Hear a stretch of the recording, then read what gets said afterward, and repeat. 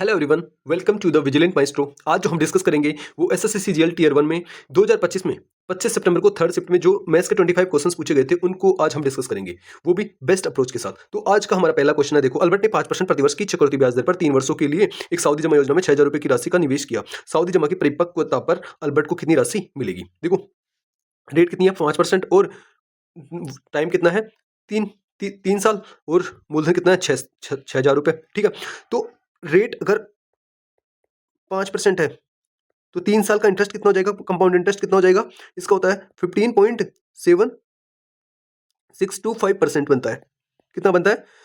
15.7625% इसका इंटरेस्ट बनता है, कंपाउंड इंटरेस्ट, है ना। तो ये निकाल लेंगे 6,000 का। ठीक है, तो ये देखो, मैंने तो डायरेक्ट याद है इसलिए लिख दिया, है ना। लेकिन आप खुद निकाल भी सकते हो। कैसे? जैसे 3 साल का अपन को है, 3 साल का पूछा है तो 3 साल का कैसे निकालते हैं कंपाउंड सक्सेसिव से? X plus y plus z, है ना, plus x y plus y z plus z x upon, sorry यहाँ पे लास्ट में z x upon 100 plus x y z upon 10,000। ठीक है, इससे आप निकाल सकते हो 3 ईयर के लिए ये, और 2 ईयर के लिए x plus y plus, sorry, plus x y upon 100। इससे 2 साल के लिए इससे निकाल सकते हो। ठीक है, 3 साल के लिए इससे, या इसको 2-2 साल से, मतलब इससे भी आप तीनों सालों का निकाल सकते हो, डिवाइड करके 2-2 साल का निकाल के। ठीक है, तो आप ऐसे निकाल सकते हो। ठीक है ना। तो अब इसका 6,000 का अपन को कितना परसेंट निकालना है? 115.7625% निकालना है। ये अगर 6,000 100% है, क्योंकि अपन को क्या चाहिए? मिश्र धन चाहिए। तो कंपाउंड इंटरेस्ट कितना बन रहा है? 15%, तो मिश्र धन 100% मिला के 115 हो गया। ठीक है, तो 2 जीरो से 2 जीरो कैंसिल हो जाएगी। अब क्या करना है? 115, अब देखो ये 60 के साथ 10 मल्टीपल में है, तो इधर मल्टीपल होगा तो एक पॉइंट बाद में लग जाएगा, 7 के बाद में लगा देंगे, और ये 625। अब 6 से मल्टीपल कर दो, कुछ नहीं करना। 6 से मल्टीपल करेंगे तो कितना आ जाएगा? 6 से मल्टीपल करेंगे तो 6 से मल्टीपल करेंगे तो 6 से 5 को मल्टीपल करेंगे 30, 6 दूनी 12 और 5 एक हासिल, है ना। 37, 3 45,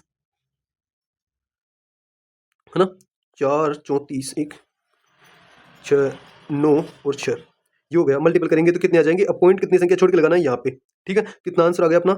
6,945.75 हमारा आंसर हो गया। ठीक है, आई होप ये क्वेश्चन आपके समझ में आया होगा। तो ऑप्शन नंबर डी हमारा आंसर हो गया। ठीक है, तो कैसे करना आपको समझ में आया होगा। नेक्स्ट क्वेश्चन देखते हैं। किस सेट में ऋणात्मक संख्याएं नहीं है? किस सेट में ऋणात्मक संख्याएं नहीं है? पूर्णांक में। पूर्णांक क्या होती है? पूर्णांक माइनस की संख्या भी होती है ना। पूर्णांक माइनस की 5 भी है, 0 भी है, 1 भी है, धनात्मक भी है और ऋणात्मक भी है। तो पूर्णांक तो होगी नहीं। वास्तविक संख्याएं। वास्तविक संख्याएं किसे कहते हैं? प्रिमेय संख्या प्लस अप्रिमेय संख्याओं दोनों को मिलाकर जो संख्याएं बनती है उसे क्या कहते हैं? वास्तविक संख्याएं। वास्तविक संख्या क्या है? प्रिमेय, प्रिमेय प्लस अप्रिमेय दोनों को मिला के जो संख्याएं बनती हैं। अभी यह सीपीयू में भी ये क्वेश्चन पूछा गया है वैसे। ठीक है, तो वास्तविक संख्याओं से कहते हैं। और परिमेय संख्या आप जानते हो, जिसे p बटा क्यू के रूप में, p बटा क्यू के रूप में लिखा जा सकता है। लेकिन क्या है? क्यूब इज इक्वल टू नहीं हो 0 के बराबर। क्यू नहीं हो किसके बराबर? 0 के बराबर। और कभी भी ये, मतलब ये शांत प्राप्त होंगे, p बटा क्यू के रूप में लिखे जाते हो, और जिनका अंत होता हो, ऐसा नहीं कि मतलब आगे जाए जा रही है ना। ठीक है, और प्राकृतिक संख्या क्या होती है? प्राकृतिक संख्याएं होती है, प्राकृतिक संख्या 1 से चालू होती है, 1 2 3 4, है ना, ऐसे अनंत तक। ठीक है, तो प्राकृतिक संख्याओं में क्या नहीं है? 0 शामिल नहीं है और ऋणात्मक संख्याएं शामिल नहीं है। तो ऑप्शन नंबर बी हमारा आंसर हो जाएगा, क्योंकि ऋणात्मक संख्याएं नेचुरल नंबर्स में नहीं होती है। ठीक है, तो नेक्स्ट क्वेश्चन हमारा तीसरा क्वेश्चन। सुमन और सुजाता समान दूरी क्रमशः 10 किलोमीटर प्रति घंटे और 12 किलोमीटर प्रति घंटे की गति से तय करती है ना। तो सुमन और सुजाता है, उनकी स्पीड का रेशियो कितना है? 10:12। ठीक है, और क्या है? समान दूरी तय करती है। अगर दूरी समान है, डिस्टेंस समान है, तो इनका टाइम का रेशियो क्या हो जाएगा? विपरीत हो जाएगा। क्या हो जाएगा? विपरीत हो जाएगा। तो इनकी स्पीड का रेशियो कितना है? 5। इनकी स्पीड का रेशियो क्या है? 5:6। तो टाइम का रेशियो क्या हो जाएगा? 6:5। ठीक है ना। अगर सुमन सुजाता से 36 मिनट ज्यादा लेती है, सुमन, यह है सुमन, ठीक है, और यह है सुजाता। ठीक है, तो क्या है? 36 मिनट कौन ज्यादा ले रहा है? सुमन सुजाता से। सुमन सुजाता से 36 मिनट ज्यादा लेती है, मतलब इनके बीच में डिफरेंस कितना है? टाइम के बीच में 1, और इस 1 की वैल्यू ही कितनी है? 36 मिनट। कितनी है? 36 मिनट। ज्यादा समय लेती है तो प्रत्येक द्वारा तय की गई दूरी कितनी है? प्रत्येक द्वारा तय की गई दूरी कैसे निकालेंगे? 36 मिनट लेती है। कौन? सुमन ज्यादा लेती है, तो 6 की वैल्यू टोटल समय कितना लेगी सुमन? 6 से मल्टीपल कर देंगे। टोटल समय कितना लेगी? 36 इंटू 6, है ना? और स्पीड इतना टाइम ले रही है वो। स्पीड कितनी है उसकी? स्पीड है 10 किलोमीटर प्रति आवर। तो दूरी, टोटल दूरी कितनी हो जाएगी? टोटल डिस्टेंस कितनी हो जाएगी? Speed into time. टाइम ये मिनट में है तो इसको मिनट घंटे में बदलने के लिए 60 का भाग दे देते हैं। तो 10 से ये कैंसिल हो गया, 6 से ये 6 कैंसिल हो गया। तो टोटल डिस्टेंस कितनी हो गई दोनों के द्वारा तय की जाने वाली? 36 किलोमीटर। ठीक है, आई होप ये क्वेश्चन आपके समझ में आएगा। ऑप्शन नंबर डी हमारा आंसर हो जाएगा। कौन सा? ऑप्शन नंबर डी हमारा आंसर हो गया। ठीक है, देखो नेक्स्ट क्वेश्चन, चौथा क्वेश्चन। यदि किसी गोले का पृष्ठीय क्षेत्रफल 21% बढ़ जाता है तो उसका आयतन कितने प्रतिशत बढ़ जाएगा? देखो, गोले का पृष्ठीय क्षेत्रफल 21% बढ़ रहा है ना? तो पृष्ठीय क्षेत्रफल होता क्या है? गोले का पृष्ठीय क्षेत्रफल होता है 4 पाई आर स्क्वायर, ये फॉर्मूला होता है ना? और उसका आयतन, आयतन क्या होता है? आयतन होता है गोले का, गोले का होता है 4/3 पाई आर क्यूब, ये होता है। देखो 4 पाई तो क्या रहता है? कांस्टेंट होता है। अब गोले का क्षेत्रफल बढ़ रहा है या घट रहा है वो डिपेंड किस पे करता है? आर स्क्वायर पे। किस पे? आर स्क्वायर पे। और इधर 4/3 पाई ये कांस्टेंट रहता है, और इधर किस पे डिपेंड करता है? क्यूब पे। ठीक है, क्यूब पे डिपेंड कर रहा है। अब देखो यहाँ पे कितना बढ़ रहा है क्षेत्रफल? 21%। मतलब आर स्क्वायर जब कर रहे हो ना, मतलब 2 साल के लिए, तो 21% हो रहा है। तो मुझे पता है कि 10 का सक्सेसिव 21%, 2 साल में 10 का सक्सेसिव कितना होता है? 21%। तो 3 साल में 10 का सक्सेसिव कितना होता है? 33.1% होता है। कितना होता है? 33.1%। या आपको पता होना चाहिए 10% का 2 साल का कितना होता है सक्सेसिव? 21। 3 साल का कितना होता है? 21% होता है। 3 साल का होता है 33.1%। और 4 साल का कितना होता है? 46.41%, है ना? तो ये आपको याद होनी चाहिए ना, उससे अपन को कैलकुलेशन में थोड़ी स्पीड मतलब वो आएगी। और आप वैसे निकाल भी सकते हो सक्सेसिव के, अभी फर्स्ट क्वेश्चन में अपन ने 2 फॉर्मूले देखे थे उनसे। ठीक है, तो क्या हो जाएगा? 33.1%। ऑप्शन नंबर सी हमारा आंसर हो जाएगा। ठीक है, नेक्स्ट क्वेश्चन देखो, पांचवा। एक रसोई की दीवार जिसकी लंबाई 4.5 मीटर और ऊंचाई 2.8 मीटर है ना?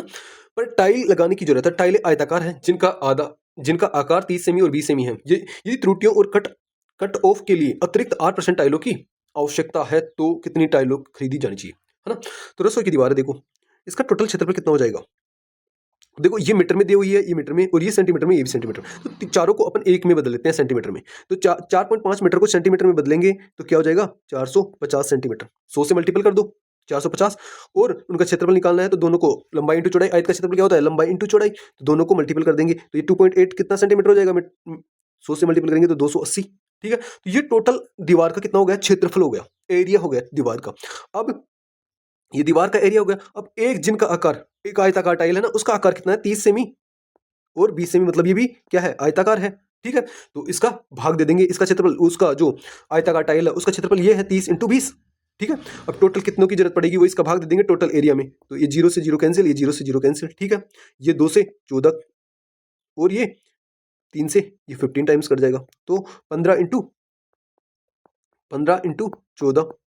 ठीक है, अब अपन को क्या चाहिए? अपन को चाहिए, ये तो टोटल टाइल हो गई, लेकिन अपन को 8% अधिक टाइल्स चाहिए। कितनी चाहिए? 8% अधिक टाइल्स चाहिए। तो ये कितना हो जाएगा? 8% मतलब 108/100। ठीक है, तो 5 से काट देंगे, 5 दूनी 10, 5 ती 15। ठीक है, अब 2 से काट दो, ये क्या हो जाएगा? 7। ये हो जाएगा 108 इंटू 7 या 21। इसको मल्टीपल कर लो, इसको मल्टीपल करेंगे तो कितना आ जाएगा? इसका मल्टीपल करेंगे तो कितना आ जाएगा? ये आ जाएगा, देखो कितना आएगा अपॉन, नीचे देखो 10 भी बच गया, ये 0 है ना, तो नीचे 10 भी बच गया अभी, है ना? तो इसको सोल्व करेंगे तो ये आएगा 2268 अपॉन 100, 10 सॉरी, तो ये पॉइंट लग जाएगा यहाँ पे, कहाँ पे? 226.8 टाइल्स। अब देखो टाइल्स को पॉइंट में थोड़ी लिखेंगे, तो मतलब 26 तो टोटल टाइल है और 0.8 मतलब एक और टाइल एक्स्ट्रा चाहिए, मतलब, है ना? तो अपन को कितना आंसर आ जाएगा? 227 टाइल अपन को चाहिए होगी। कितनी चाहिए होगी? 227, लगभग 227। काट छाट में खराब हो जाएगी ना ये 8% टाइल्स, तो 227 मतलब ऑप्शन नंबर सी हमारा आंसर हो जाएगा। ठीक है, नेक्स्ट क्वेश्चन देखो, छठा क्वेश्चन, है है ना। देखो, 3 साझेदार ए, बी और सी ने 3:2:4 के अनुपात में निवेश के साथ एक फर्म शुरू की। 6 महीने बाद ए अपनी पूंजी दोगुनी कर देता है, बी अपनी पूंजी आधी कर देती और सी ने अपना निवेश बनाए रखा। अगर 1 वर्ष बाद कुल लाभ 1,80,000 रुपए था तो लाभ बी का लाभ बताना है। देखो, ए, बी और सी है, ठीक है। 3, 2 और 4 के अनुपात में ये इन्वेस्ट करते हैं, है ना। अब क्या होता है, निवेश के साथ एक फर्म शुरू की, 6 महीने बाद ए ने अपनी पूंजी दोगुनी कर दी। मतलब 3 तो है ना, ये 6 महीने तक लगाया रखा, है ना, ठीक है। अब 6 महीने बाद क्या है, पूंजी अपनी 3 से 6 कर दी और फिर ये कितने दिन के लिए लगाता है, 6 महीने के लिए, ठीक है। अब बी ने उसी टाइम क्या किया, बी ने अपनी आधी कर दी। तो ये जो 2 लगाई था ना अनुपात में, तो वो 6 महीने तक लगाता है। अब इसकी आधी कितनी हो गई, 1, इसको कितने महीने तक लगाता है, 6 महीने तक, ठीक है, प्लस, है ना। अब सी क्या है, यही बनाए रखता है, मतलब 4 ही 12 महीने तक रखता है। ये क्या करता है, 12 महीने तक ये 4 ही रखता है, 12 महीने तक 4 ही रखता है, ठीक है। तो अब इसको सोल्व करते हैं, है ना। तो ये हो जाएगा, देखो 3 से कैंसिल हो रहा है, 3 से क्या हो रहा है, कैंसिल, 3 यहाँ काट देंगे, 3 दूनी 6 यहाँ पे काट देंगे, 3 दूनी 6 यहाँ पे काट देंगे, 3 दूनी 6 यहाँ पे काट देंगे, 3 चौक 12, ठीक है। अब करते हैं इसको सोल्व, 6 प्लस 12 ये हो जाएगा, 6 प्लस ये दोनों गुण मल्टीपल होके ये हो जाएंगे 18, अनुपात ये 4 और 2 हो जाएंगे 6, ठीक है। अनुपात 4 चौक 16 ये हो गया अनुपात। अब ये 9 अनुपात 3 अनुपात 8, इस अनुपात में इनको लाभ मिलेगा, ठीक है। इस अनुपात में लाभ मिलेगा तो अपन को चाहिए बी का हिस्सा। टोटल कितना है, 1,80,000, ठीक है। ये कितना हो गया, 20 की वैल्यू है 1,80,000, तो अपन को कितने की फाइंड करनी है, 3 की फाइंड करनी है अपन को। तो ये 0 से 0 काट देंगे, 2, ये 9 बार कट जाएगा, तो ये कितना हो जाएगा, 27,000, कितना हो जाएगा, 27,000 अपना आंसर हो जाएगा। मतलब ऑप्शन नंबर सी हमारा आंसर हो जाएगा। कौन सा, ऑप्शन नंबर सी, ठीक है। आई होप ये क्वेश्चन आपके समझ में आया होगा, ठीक है। तो नेक्स्ट क्वेश्चन देखते हैं अपन, 7वां क्वेश्चन। देखो, एक व्यवसाय में निवेश किया जाता है, क्या किया जाता है, एक व्यवसाय में निवेश किया जाता है। पहले वर्ष में उसे 25% का लाभ होता है, दूसरे वर्ष में उसे 20% की हानि होती है और तीसरे वर्ष में उसे 10% का लाभ होता है। क्या होता है, 10% का लाभ। तो कुल लाभ या हानि परसेंट। तो देखो, जो निवेश किया ना वो है अपना 100%, ठीक है।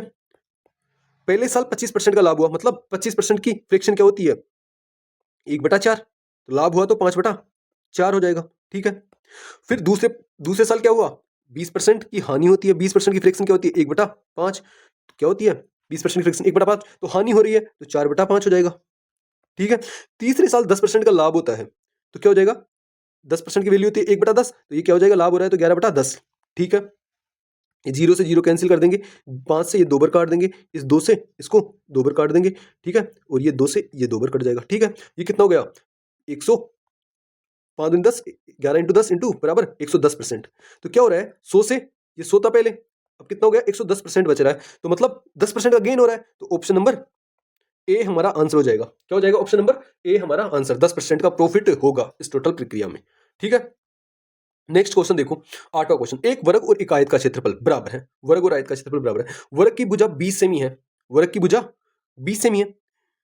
देखो, वर्ग और आयत का क्षेत्रफल बराबर है, क्या है क्षेत्रफल, वर्ग की भुजा 20 सेंटीमीटर है और आयत की लंबाई 25 है। तो वर्ग की भुजा 20 सेंटीमीटर है, तो वर्ग का एरिया ऑफ स्क्वायर क्या होता है, वर्ग का क्षेत्रफल कितना हो जाएगा, क्षेत्रफल कितना हो जाएगा, 20 इंटू 20, ये हो गया 400, ठीक है।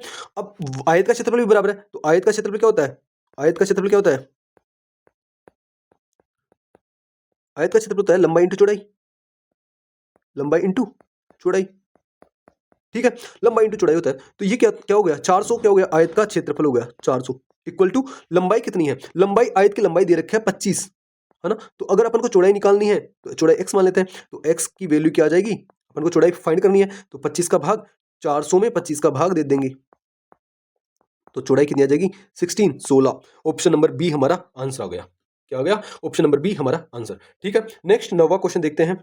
एक मिश्रित दीवार 12 मीटर इंटू 9 मीटर के एक आयत से बनी है, जिसमें 4 मीटर आधार और 3 मीटर ऊंचाई वाले एक त्रिकोण खिड़की काटी गई है। यदि दीवार को 120 रुपए प्रति वर्ग मीटर की दर से रंगना है तो खिड़की के क्षेत्रफल को घटाने के बाद रंगाई की लागत ज्ञात कीजिए। देखो, है क्या, एक दीवार है ना, ये आयताकार दीवार है, क्या है, आयताकार दीवार हो गई, है ना, जिसमें 4 मीटर आधार और 3 मीटर ऊंचाई वाली एक त्रिकोण है, 4 मीटर आधार है इसमें एक खिड़की है, ये त्रिकोण के आकार की एक खिड़की बनी हुई है इस दीवार में। इसका आधार क्या है? 4 मीटर है ना? और ऊंचाई कितनी है इसकी? ये ऊंचाई कितनी है? ये ऊंचाई खिड़की की ये है 3। ठीक है, ऊंचाई 3 है, आधार 4 है, तो इसका क्षेत्रफल इसमें से घटाना है। और फिर जो ये बाकी का एरिया रहेगा ना, ये वाला बाकी का, उसमें 120 रुपए प्रति वर्ग मीटर की दर से इसमें को रंगाई करना है, और उस रंगाई में कितना खर्चा होगा यही अपन को फाइंड करना है। तो आयत का ये क्या है? आयत का वो क्या है? आयत की माप क्या है? 20 मीटर लंबाई है दीवार की और 9 मीटर इसकी चौड़ाई है। ठीक है, तो अब इसे कैसे करेंगे? तो आयत का क्षेत्रफल होता है कितना? 12 लंबाई इंटू चौड़ाई, 12 इंटू 9। अब इसमें से किसका क्षेत्रफल घटाएंगे? खिड़की का क्षेत्रफल। अब खिड़की किसके आकार की है? त्रिभुज के आकार की। त्रिभुज का क्षेत्रफल क्या होता है? 1/2 इंटू आधार। आधार कितना है? 4। और ऊंचाई कितनी? आधार इंटू ऊंचाई मतलब 3। ठीक है, ये 2 से कट जाएगा। 3 दूनी 6 माइनस ये 108 हो गया। ठीक है, तो ये कितना हो गया? 102 2 सेंटीमीटर, 102 मीटर स्क्वायर क्या हो गया? दीवार का बाकी का क्षेत्रफल खिड़की को हटाने के बाद। अब 120 रुपए के हिसाब से पैसे ले रहा है ये 1 मीटर के, तो टोटल कितने हो जाएंगे? इस दोनों को मल्टीपल कर लेंगे। 0, ये 12 को 2 से मल्टीपल करेंगे तो 24 और 12 एकम 12। ठीक है, तो 12,240 रुपए हमारे क्या हो जाएंगे? टोटल खर्चा हो जाएगा इसको रंगाई करवाने में दीवार को। ऑप्शन नंबर सी हमारा आंसर हो गया। ठीक है, तो नेक्स्ट क्वेश्चन देखते हैं। 10वां क्वेश्चन, एक समषटकोणीय दर्पण की भुजा 18 सेमी है। यदि दर्पण के क्षेत्रफल का 12% भाग फ्रेम द्वारा ढका हुआ है, तो दृश्यमान कांच का क्षेत्रफल। तो दृश्यमान कांच का क्षेत्रफल देखो कैसे करना है इसको, है ना? एक समषटकोण दर्पण की भुजा 18 सेमी है, दर्पण के क्षेत्रफल। अब समषटकोण दर्पण है ना? तो 6 षटभुज है ना? तो 6 षटभुज वाले सम है। इसका क्षेत्रफल कैसे निकालते हैं? उसका क्षेत्रफल, षटकोण मतलब 6 भुजाओं वाले, उसको समषटकोण का क्षेत्रफल का सूत्र क्या होता है? 3√3/2 इंटू भुजा स्क्वायर। क्या? भुजा स्क्वायर। ठीक है ना? अब क्या करना है? ये इसका क्षेत्रफल होता है, तो इसका क्षेत्रफल निकालेंगे पहले, सबसे पहले तो 3√3/2, इसकी भुजा है 18 इंटू 18, 18 इंटू 18। ये इसका क्या हो गया? क्षेत्रफल। क्या हो गया? क्षेत्रफल। लेकिन क्या है, इसका टोटल क्षेत्रफल में से 12% भाग, क्षेत्रफल का 12% भाग क्या है? फ्रेम द्वारा ढक दिया जाता है। तो कितना परसेंट भाग बाहर रहेगा? 12% ढक दिया जाता है तो 88% रहेगा। कितना रहेगा? 88%। तो ये क्षेत्रफल दृश्यमान कांच का क्षेत्रफल, यही बताना है अपन को। ठीक है, अब इस कैलकुलेशन को सोल्व कर लो। कैलकुलेशन को कैसे सोल्व करोगे? अब देखो कैलकुलेशन को कैसे सोल्व करोगे। 3√3 की वैल्यू कितनी होती है? √3 की वैल्यू अपन को लिखना पड़ेगा। √3 की वैल्यू होती है 1.732।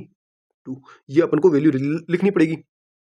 2 से काट देंगे, ये 9 बार कट जाएगा। ठीक है, तो 3 इंटू 1732 से मल्टीपल करेंगे इंटू 9 इंटू 18, या इस 9 को नहीं काटते हैं ना, इसको ही काट देते हैं 44 बार, है ना? और ये 18 इंटू 18 बन के क्या हो जाएगा?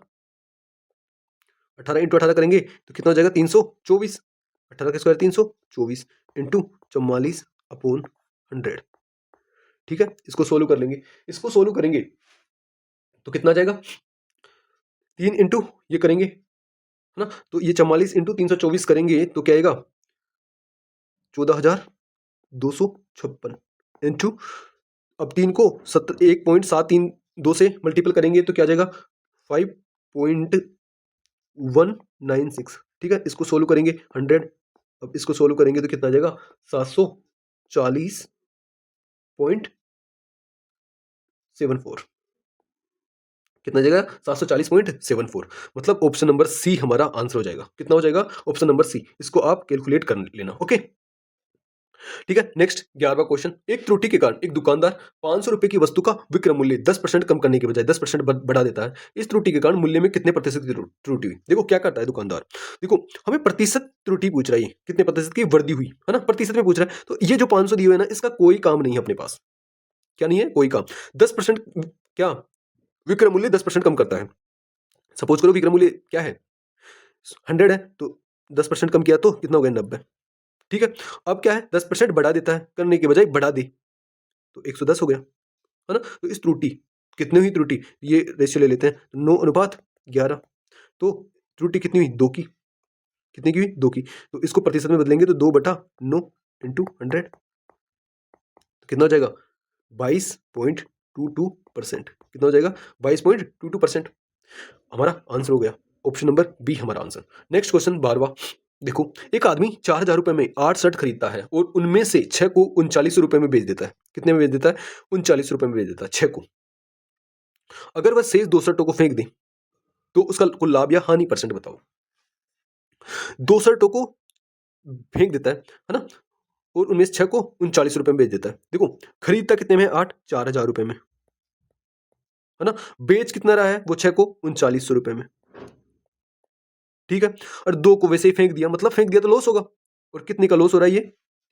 ये लॉस हो रहा है 100 रुपए का। कितने का? 100 रुपए का। कितने का लॉस हो रहा है? 100 रुपए का, क्योंकि 8 खरीदी थी 4,000 में और 6 को वो 39 रुपए में बेच देता है, 2 को शर्टों को फेंक देता है मतलब वो लॉस ही है। तो 100 रुपए का हमारे क्या हो जाएगा? लॉस। मतलब ये ऑप्शन नंबर ए हमारा आंसर हो गया। ठीक है, अब नेक्स्ट क्वेश्चन देखते हैं, 13वां क्वेश्चन। देखो, 8 संख्याओं का औसत 56 है। कितना? 8 संख्याओं का औसत कितना है? 56। ठीक है, अगर उनमें से दो को हटा दिया जाए और नया औसत 54 हो जाता है। अगर उनमें से 2 को हटा दिया जाए, है ना, तो हटाई गई 2 संख्याओं का औसत बताओ। 2 संख्याएं हटा दी गई, अब बची कितनी? 6 संख्याएं। 6 संख्याओं का औसत कितना है? 54। कितना है? 54। 6 संख्याओं का औसत कितना है? 54। अब देखो, ये कितनी संख्याएं हटाई? 2 संख्याएं हटाई, इनका डिफरेंस कितना है? 2 का। अब कितनी संख्याओं पर इफेक्ट पड़ रहा है इसका? 6 संख्याओं पर, है ना? 6 संख्याओं पर इफेक्ट पड़ रहा है ना 2 हटाने से। तो ये टोटल कितना हो गया?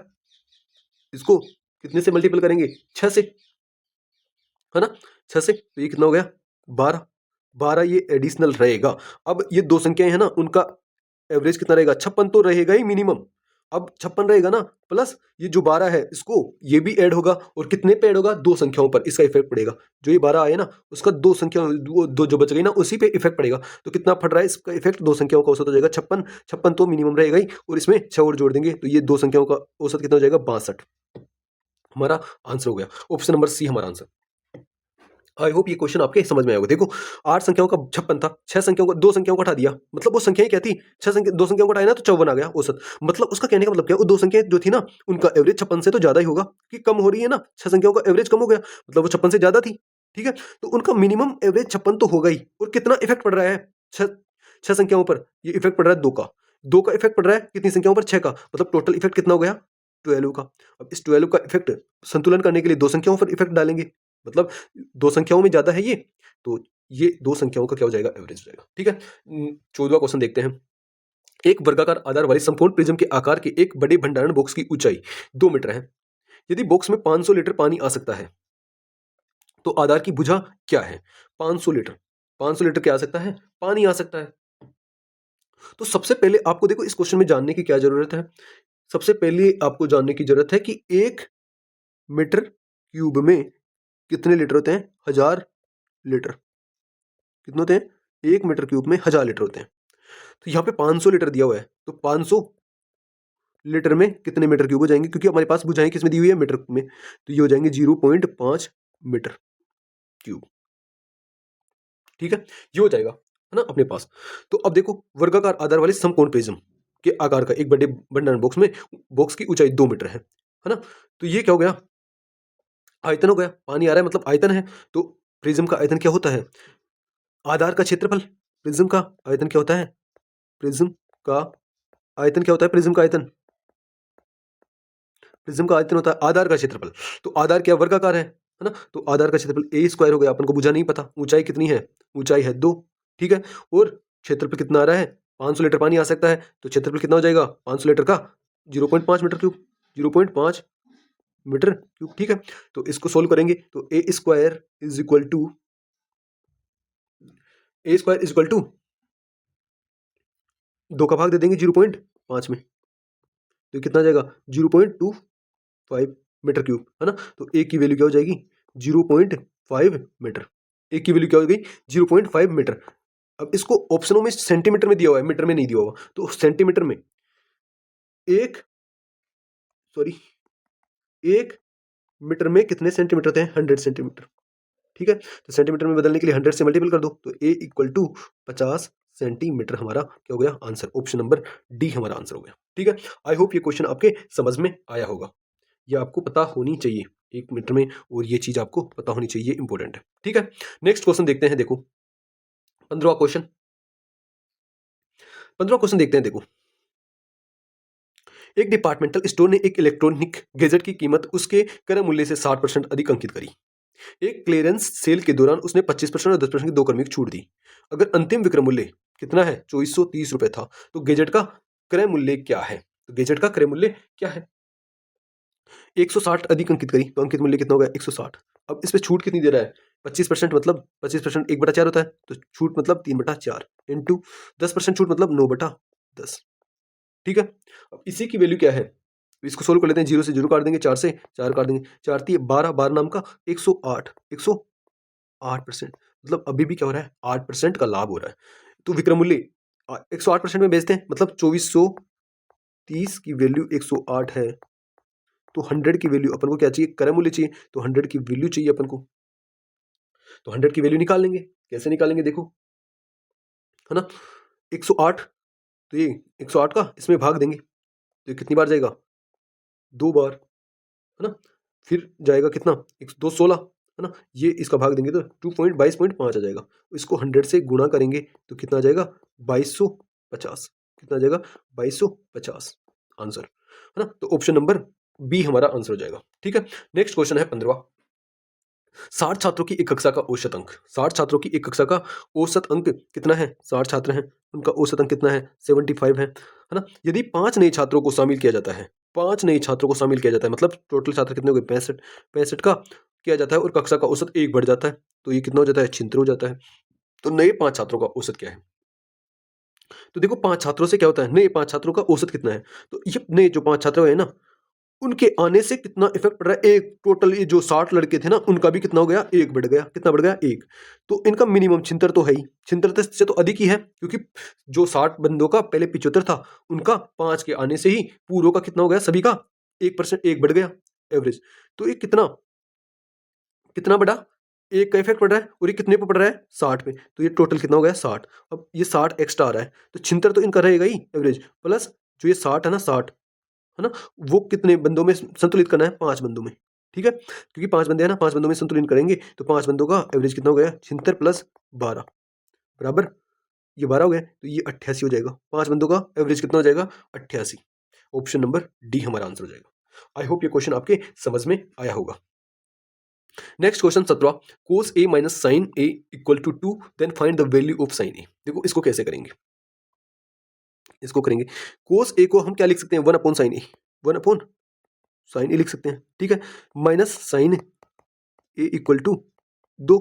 इसको सोल्व करेंगे तो ये हो जाएगा साइन ए, ऊपर हो जाएगा 1 माइनस साइन, देखो, साइन स्क्वायर ए, एलसीएम ले लिया साइन ए, फिर सोल्व करेंगे तो ये क्या हो जाएगा? 1 minus sine square A equal to 2। अब इससे इक्वेशन बन रही है, देखो, sine square A plus sine A minus 1 upon equal to 0। ये क्या बन रही है? इक्वेशन। अपन को चाहिए किसका मान? साइन। अब आपको इसमें एक चीज दिख रही होगी, x square plus x plus c equal to 0, ये फॉर्मेट दिख रहा होगा। ठीक है ना। तो इसको कैसे सोल्व करते हैं? एक्स की वैल्यू कैसे फाइंड करते हैं? तो साइन ए की वैल्यू कैसे फाइंड करेंगे? इसका फॉर्मूला होता है ना, क्या होता है इसका फॉर्मूला? एक्स की वैल्यू का क्या फॉर्मूला होता है? Minus b plus minus root b square minus 4ac upon 2a, ये फॉर्मूला होता है ना एक्स फाइंड करने का। ठीक है, तो ये अपन फॉर्मूला अप्लाई कर देंगे यहाँ पे। ये फॉर्मूला अप्लाई करेंगे तो क्या हो जाएगा? साइन ए क्या हो जाएगा? माइनस बी, माइनस बी बोले तो क्या हो जाएगा? -1, है ना, क्योंकि साइन ए की गुणनखंड क्या है? 1 है, तो बी यही है। ठीक है, प्लस माइनस रूट, सॉरी, ये देखो, अपन ने एक गलती कर दी, ये टू साइन ए आएगा, two sine a, sine square a, two sine a आएगा, ये इधर जाके मल्टीप्लाई हो जाएगा, टू साइन ए आ जाएगा आएगा। तो क्या हो जाएगा? बी की वैल्यू क्या आ जाएगी? 2, माइनस के 2। ठीक है, ये आएगी माइनस के 2, प्लस माइनस बी स्क्वायर मतलब 4 माइनस 4 ए ए ए मतलब एक्स स्क्वायर की वैल्यू, है ना, एक्स स्क्वायर की वैल्यू को ए बोलते हैं, a x square plus b x plus c equal to 0, ये होता है फॉर्मूला, है ना। क्या होता है? सॉरी, देखो, ये किस फॉर्मेट में होता है? A x square plus b x plus c equal to 0, इस फॉर्मेट को हम एक्स की वैल्यू कैसे निकालते हैं, इस फॉर्मूला से। ठीक है, तो अब साइन ए कैसे निकालेंगे, -2 प्लस माइनस बी का स्क्वायर किया, मतलब 2 का स्क्वायर किया तो 4, है ना। अब ए क्या है, एक्स, साइन स्क्वायर का गुणनखंड क्या है 1, तो 1 और ये क्या है -1, तो ये क्या हो जाएगा -1 से मल्टीप्लाई होगा। ठीक है, अपॉन 2, ए क्या है 1 है तो 1 यही है, तो ये कैसे सोल्व करेंगे, -2 प्लस माइनस ये हो जाएगा 4 प्लस 4 रूट के, ये माइनस माइनस जो कि प्लस हो जाएगा, तो ये हो जाएगा 8 अपॉन 2 इक्वल टू, देखो इसको √8 को क्या लिख सकते हैं, √8 को लिख सकते हैं 2 √2, क्या लिख सकते हैं 2 √2, तो यहाँ से 2 कॉमन ले लेंगे, तो यहाँ क्या बचेगा -1 प्लस माइनस √2। ठीक है, अब इस 2 से ये 2 कैंसिल, हमारे पास क्या बचा -1 प्लस √2 प्लस माइनस √2, तो ऑप्शन नंबर ए हमारा आंसर हो जाएगा। क्या बच गया, -1 प्लस माइनस या √2, तो ए की ऑप्शन ऐसा है। ठीक है, ऑप्शन नंबर ए हमारा आंसर हो जाएगा। ठीक है, 18वां क्वेश्चन देखो, साइन थीटा ये है, साइन थीटा, तो थीटा दूसरे चतुर्थांश में है, दूसरे चतुर्थांश में है तो कोस थीटा। देखो दूसरे चतुर्थांश में साइन पॉजिटिव होता है, साइन और कोसेक पॉजिटिव होता है, साइन और कोसेक पॉजिटिव होता है ओनली। ठीक है, कोस क्या होता है, नेगेटिव। ठीक है, तो साइन थीटा ये है ना, तो साइन थीटा LAL से के ए, लाल बटा का मतलब साइन ए क्या होता है, साइन थीटा क्या होता है, लंब बटा करण, तो कोस थीटा क्या होता है, आधार बटा करण, है ना। तो करण क्या है 17 है ना, और लंब क्या है 8 है, तो आधार कितना हो जाएगा, आधार होगा पाई ट्रिपलेट से, पाइथागोरस ट्रिपलेट क्या होता है, पाइथागोरस ट्रिपलेट 8, 15 और 17 होता है ना, ये आपको याद होनी चाहिए, है ना। तो यहाँ पे फास्ट करने के लिए है ना, या आप पाइथागोरस से भी निकाल सकते हो वैसे, तो आधार कितना हो गया 15/17, हमारा आंसर हो गया, कोस थीटा क्या हो गया 15/17। लेकिन यहाँ पे क्या बोल रहा है, सेकंड दूसरे चतुर्थांश में है, तो दूसरे चतुर्थांश में कोस थीटा क्या होता है, नेगेटिव होता है, तो इसका आंसर किस में आएगा, माइनस में, -15/17, ऑप्शन नंबर ए हमारा आंसर हो जाएगा। ठीक है, माइनस में आएगा इसका आंसर, ओके, क्योंकि सेकंड चतुर्थांश में ही है। तो नेक्स्ट क्वेश्चन देखते हैं अपन, 19वां, यदि कोण थीटा बराबर 2 रेडियन है तो यह पूर्ण वर्त का कितना प्रतिशत दर्शाता है, पूर्ण वर्त का, पूर्ण वर्त में जैसे 360 डिग्री में कितने रेडियन होते हैं, 2 पाई, कितने होते हैं 2 पाई। ठीक है, तो 2/2 पाई इंटू 100, परसेंटेज निकालने के लिए ये करते हैं। ठीक है, 2 से 2 कट गया, तो ये कितना हो गया, ये हो गया, पाई की वैल्यू रख देते हैं, तो 1/पाई मतलब 7/22 इंटू 100। ठीक है, तो ये 700 में 22 का भाग दे दो, 22×66 है ना, बाई एकम 22, 31 पॉइंट कुछ आएगा 83%, भाग देंगे तो ऑप्शन नंबर डी हमारा आंसर हो जाएगा। क्या हो जाएगा, ऑप्शन नंबर डी हमारा आंसर हो जाएगा। ठीक है, नेक्स्ट क्वेश्चन देखो 20वां, यदि साइन ए 3/5 है और ए न्यून कोण है तो tan A into coat 90 - a का वैल्यू बतानी है। देखो साइन ए की वैल्यू क्या है 3/5, मतलब साइन ए की न्यून कोण है ना, अब तो चतुर्थांश वाला भी काम नहीं है, तो ये क्या हो जाएगा tan A into coat 90 - a, है ना, तो इसको tan A, तो ये हो जाएगा tan A, अब ये क्या हो जाएगा 90 से चेंज हो जाएगा, तो ये भी क्या हो जाएगा tan A हो जाएगा ना, तो ये क्या हो जाएगा tan square A, tan square A ये हो जाएगा, तो tan स्क्वायर A की वैल्यू अपन को फाइंड करनी है, तो देखो LAL, लाल बटा का, है ना, के A। ठीक है, तो साइन का वैल्यू क्या होती है, लंब बटा करण, तो लंब कितना है 3 और करण कितना है 5, तो आधार कितना हो जाएगा 4, पाइथागोरस से आपको पता होना चाहिए। तो tan स्क्वायर को क्या बोलते हैं, tan स्क्वायर निकालते हैं लंब बटा आधार, लास्ट वाला tan का ही तो होता है ना, लंब बटा आधार, तो लंब कितना है, लंब है कितना 3, लंब कितना है 3 बटा आधार कितना है 4, इसका क्या करना है स्क्वायर, कितना हो जाएगा 9/16, 9/16 हमारा क्या हो गया आंसर, 9/16 ऑप्शन नंबर बी हमारा आंसर हो जाएगा। ठीक है, आई होप ये क्वेश्चन आपके समझ में आया होगा। नेक्स्ट क्वेश्चन देखते हैं 21वां, त्रिज्याओं वाले दो वर्त 6 सेमी और 2 सेमी इस प्रकार हैं कि उनके केंद्रों के बीच की दूरी 8 सेमी है। देखो त्रिज्याओं का योग भी 8 सेमी हो रहा है, त्रिज्याओं का योग भी 8 सेमी हो रहा है, उनके केंद्रों के बीच की भी 8 दूरी, मतलब ये बाह्य रूप से स्पर्श करते हैं, दो वर्त हैं, है ना, दो वर्त हैं,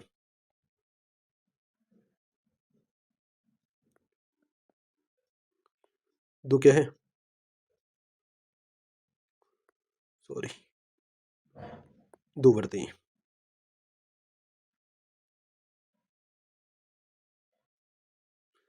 क्या वर्त क्यों नहीं बन रहा,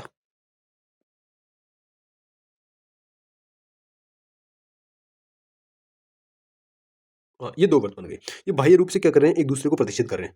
और इनकी त्रिज्याएं क्या है, इनकी जो ये केंद्रों के बीच की दूरी है ना, वो कितनी है, वो है 8। और इसकी रेडियस कितनी है, इसकी रेडियस 6 और इसकी रेडियस है 2। ठीक है, ये भी है कि उनके केंद्रों के बीच की दूरी 8 से में कितनी उभयनिष्ठ स्पर्श रेखाएं खींची जा सकती है, कितनी उभयनिष्ठ स्पर्श रेखाएं खींची जा सकती है ना। उभयनिष्ठ रेखाएं कितनी खींची जा सकती है, तो कितनी खींची जा सकती है, 3 खींची जा सकती है। देखो, एक तो ये खींची जा सकती है ना, एक खींची जा सकती है ये, ठीक है, और एक खींची जा सकती है इनके बीच में से, है ना। तो कितनी कितनी खींची जा सकती है, 3। तो अब हमारा आंसर ऑप्शन नंबर डी क्या हो जाएगा, ऑप्शन नंबर डी, 3 स्पर्श रेखाएं, उभयनिष्ठ स्पर्श रेखाएं खींची जा सकती है। ओके, नेक्स्ट क्वेश्चन 21वां। एक वर्त जिसकी त्रिज्या 10 सेमी है और एक जीवा केंद्र पर 60 डिग्री का कोण बनाती है, उस जीवा की लंबाई। देखो, एक वर्त है जिसकी त्रिज्या कितनी है, 10 सेमी, ये 10 सेमी हो गई, ठीक है। जीवा केंद्र पर 60 डिग्री का कोण बनाती है। अब देखो, ये जीवा है, ये कितनी डिग्री का कोण बना रही है, 60 डिग्री का कोण बना रही है। कितनी डिग्री का, 60 डिग्री का। अब देखो, ये रेडियस है 10 सेमी, तो ये रेडियस भी 10 सेमी होगी, है ना। अब ये दोनों बराबर है, तो ये कोण और ये कोण भी बराबर होगा।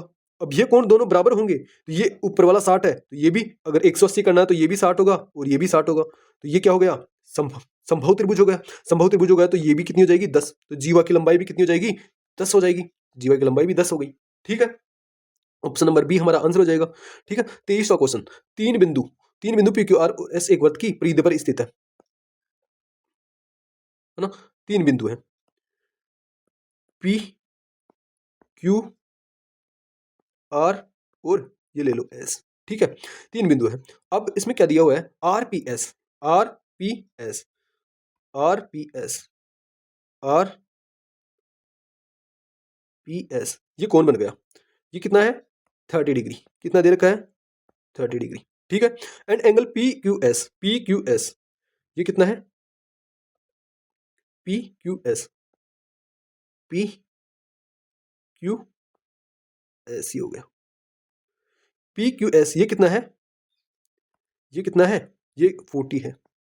अपन को पूछ क्या रहा है, angle P R S, P R S, P R S, मतलब अपन को पूछ रहा है ये वाला कोण।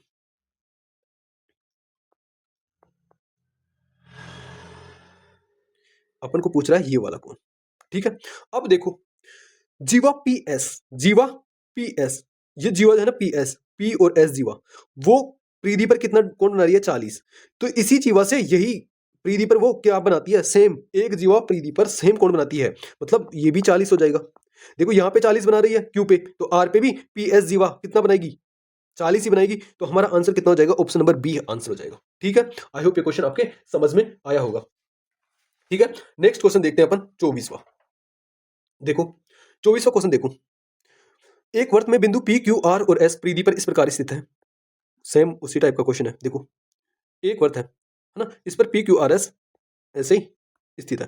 पी यहाँ पे, क्यू यहाँ पे, आर यहाँ पे और एस यहाँ पे, ठीक है। पी क्यू आर एस स्थित है ना, स्थित है कि जीवाएं पी आर और क्यू एस केंद्र पर प्रतिच्छेद कर रही है। और इसमें क्या बोल रहा है, जो इसकी पी आर जीवा है ना वो, और ये है ना एस क्यू जीवा, पी आर और क्यू एस जीवा है ना, वो किस पे इनको वो कर रही है प्रतिशत, केंद्र पर। किस पर, केंद्र पर। और angle R P Q, R P Q, R P Q और एंगल आर एस क्यू दोनों एक ही चाप आर क्यू पर है। कौन सा, आर पी क्यू और angle R S Q, R S Q, R S Q, R S Q, ठीक है। एक ये कौन, किस जीवा पर, एक ही चाप आर क्यू पर, इस चाप पर, इस चाप पर, है ना, आर क्यू पर। आर क्यू चाप द्वारा अंतरित है। यदि एंगल आर पी क्यू 50 है, आर पी क्यू 50 है, आर पी क्यू कितना है, 50 है, तो angle R S Q, R S Q ये कितना है, ये भी 50 ही होगा।